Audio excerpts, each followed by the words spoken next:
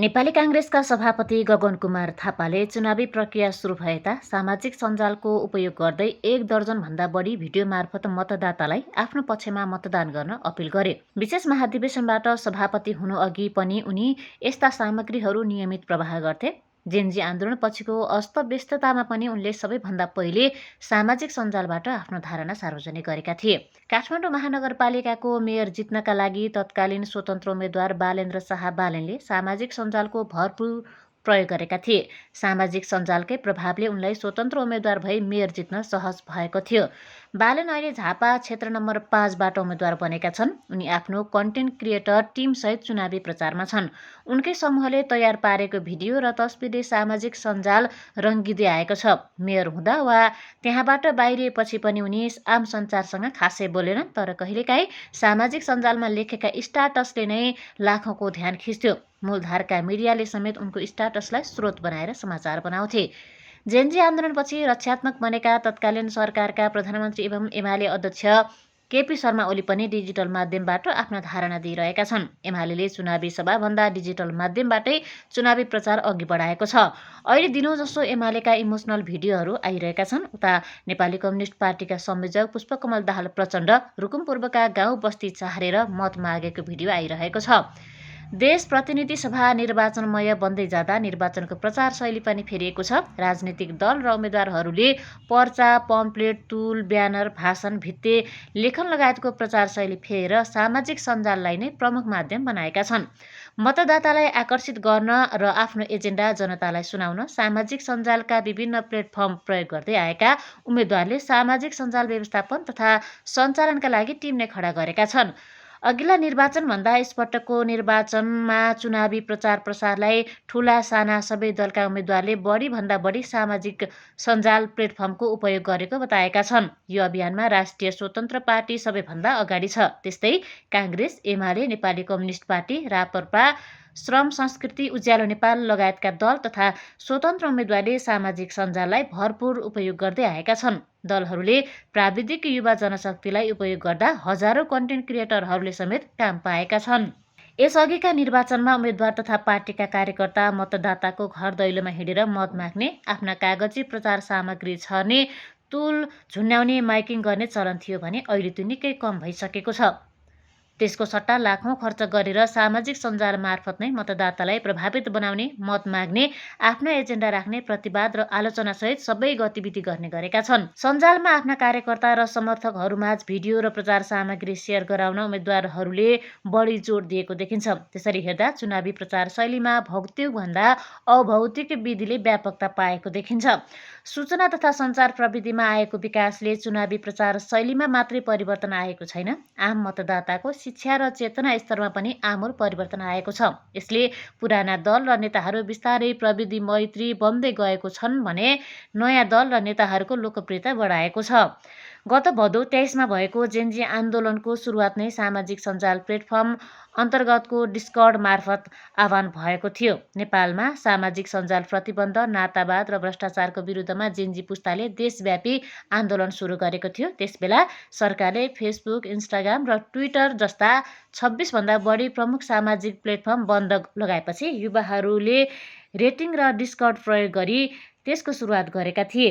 सोही आन्दोलनले देशको शासन सत्ताकै उलटफेर ल्याएपछि त्यसको प्रयोगले अझ व्यापकता पाएको छ। यसको प्रभाव फागुन 21को निर्वाचनमा प्रत्यक्ष परेको देखिन्छ। आमसभा र ठूला तुल ब्यानर सहितको प्रचार सामग्रीमा हुने खर्च समेत पछिल्लो समय सामाजिक सञ्जालमा नै हुने गरेको छ। उम्मेद्वार र राजनीतिक दलहरूले आफ्ना प्रचार सामग्री पोस्ट गरेर बुस्टिङ गर्ने, निर्वाचन क्षेत्र केन्द्रित मतदातासँग आफ्नो अपिल र योजना पुग्ने गरी बुस्टिङ गर्ने गरिरहेका छन्।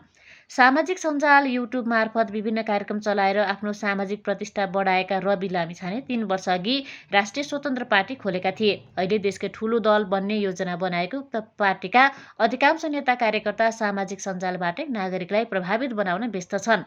निर्वाचन क्षेत्रको प्रचार गर्न हरेक दल र उम्मेद्वारले प्रचार डेस्क नै स्थापना गरी सामाजिक सञ्जालको व्यापक प्रयोग गरिरहेका छन्।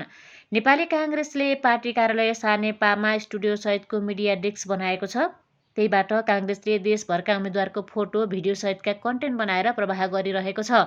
काङ्ग्रेसका प्रवक्ता देवराज चालिसेले बदलिएको काङ्ग्रेसले देश बदल्ने अभियानसहित मतदातामाझ मन जित्ने प्रयास गरेको बताएका छन्। यद्यपि कतिपय अवस्थामा सामाजिक सञ्जालबाट प्रतिस्पर्धी दल र उम्मेद्वारका बारेमा द्वेष र घृणा फैलाउने काम समेत भइरहेकाले त्यसप्रति पनि जिम्मेवार दल र तिनका कार्यकर्ताहरू सचेत हुनुपर्ने उनको भनाइ छ। बालबालिकादेखि वृद्धसम्मले सामाजिक सञ्जाल फेसबुक, युट्युब, टिकटकमा आफ्नो भिडियोको आधारमा दल र उम्मेद्वार छानेर मतदान गर्ने समय आइसकेको छ। कतिपय अवस्थामा आर्टिफिसियल इन्टेलिजेन्स एआईको प्रयोग गरेर कुप्रचार गर्नका लागि बनाएका त्यस्ता सामग्रीहरू पहिचान गर्न नसक्दा मतदाताहरू भ्रममा पर्ने खतरा पनि त्यतिकै छ। निर्वाचन आयोगले जारी गरेको निर्वाचन आचार संहिता अनुसार उम्मेद्वार, राजनीतिक दल, समर्थक तथा प्रचार टोलीले निश्चित सीमा र मर्यादाभित्र रहेर मात्रै चुनाव प्रचार गर्नुपर्ने व्यवस्था गरेको छ। आचार संहिताले प्रचारको स्वरूप मात्र होइन, खर्च, भाषा, सामग्री र माध्यम समेत स्पष्ट रूपमा नियमन गरेको छ। यो विषय काङ्ग्रेस भ्रष्ट भएर निर्वाचन प्रचारका सामग्रीहरू उत्पादन तथा प्रसारण गर्दै आएको प्रवक्ता चालिसेले दावी गरेका छन्। निर्वाचन आयोगले पनि जुनसुकै सञ्जालबाट चुनाव प्रचार गर्न पाउने प्रावधान जारी गरेको छ, तर त्यसमा कति मात्रामा गर्ने, कस्ता सामग्री प्रचार गर्न पाउने प्रष्ट रूपमा उल्लेख गरेको छ। सामाजिक सञ्जाल मार्फत चुनाव जित्ने रणनीति दल र नेताहरूले अपनाउँदा पछिल्लो समय साइबर सुरक्षामा पनि उत्तिकै चुनौती थपिएको छ। निर्वाचन आयोगले यसपटक 77 वटै जिल्लामा नेपाली सेनालाई यसको अनुमान गर्ने जिम्मा दिएको छ। सामाजिक सञ्जालको दुरुपयोग निरुत्सान गर्न कडाइका साथ प्रस्तुत हुने आयोगका प्रवक्ता नारायण भट्टराईले बताएका छन्। नेकपा एमाले पनि आफ्नो चुनावी अभियानलाई व्यापक बनाउन सामाजिक सञ्जाल प्लेटफर्मको भरपूर प्रयोग गरेको जनाएको छ। पार्टीका प्रचार तथा प्रकाशन विभाग प्रमुख मीन बहादुर साईले एमालेका उम्मेद्वारलाई मतदान गर्न अपिल गर्ने र उम्मेद्वार तथा पार्टीका विचार प्रतिबद्धताहरू सामाजिक सञ्जाल प्लेटफर्म मार्फत जनतामाझ पुर्याउने काम गरेको बताएका छन्।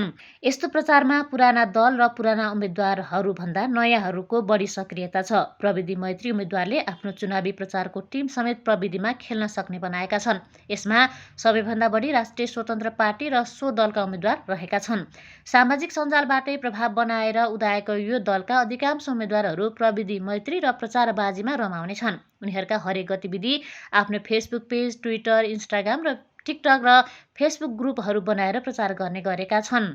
रासपाले चुनाव चिन्ह घण्टीकै नाममा वेबसाइट बनाएर मोबाइल हल्लाउँदा घण्टी बज्ने प्रविधिको विकास गरेका छन्। रासपाका सभापति रवि लामिछानेभन्दा वरिष्ठ नेता बालेनको सामाजिक सञ्जालमा अझ बढी क्रेज छ। रवि र बालेनका नाममा सयौं फेसबुक तथा पेज ग्रुपहरू तयार गरिएको छ।